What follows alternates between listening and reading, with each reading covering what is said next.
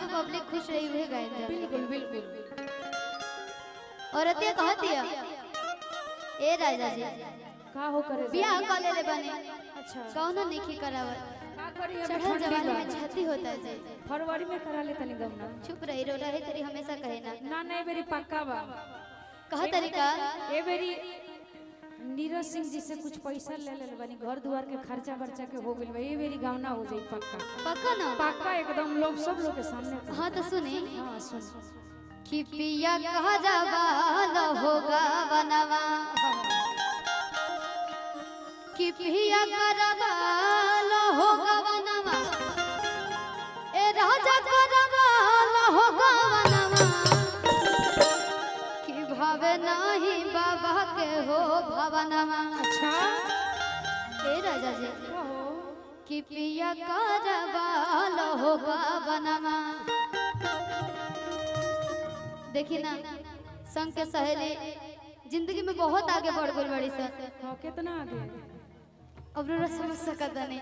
लेकिन हम ओजे के ओजे अटकल बने अच्छा अच्छा हमारे कहीं रिक्वेस्ट बा भैया कि पिया करवा होगा बनवा कि पिया करवा होगा बनवा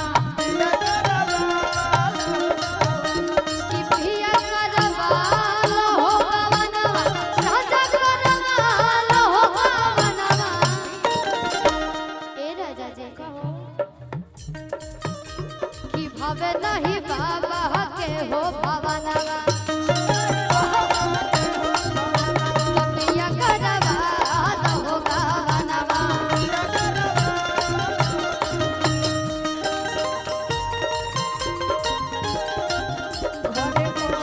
भवन करवा पिया हो घरे बोई भवन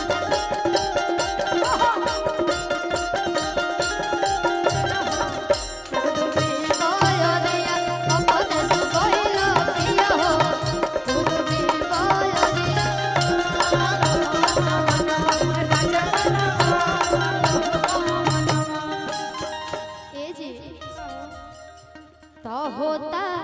चोली में गुदगुदी फेंकला हलुदी हो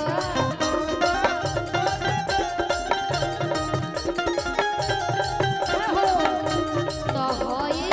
चढ़ली जवनिया के अगिया कैसे बुझी हो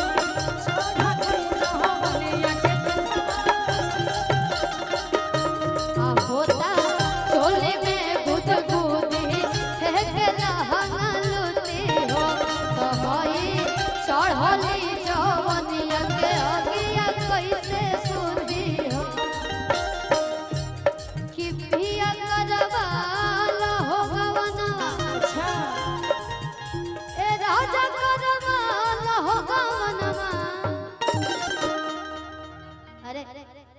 एगो बदू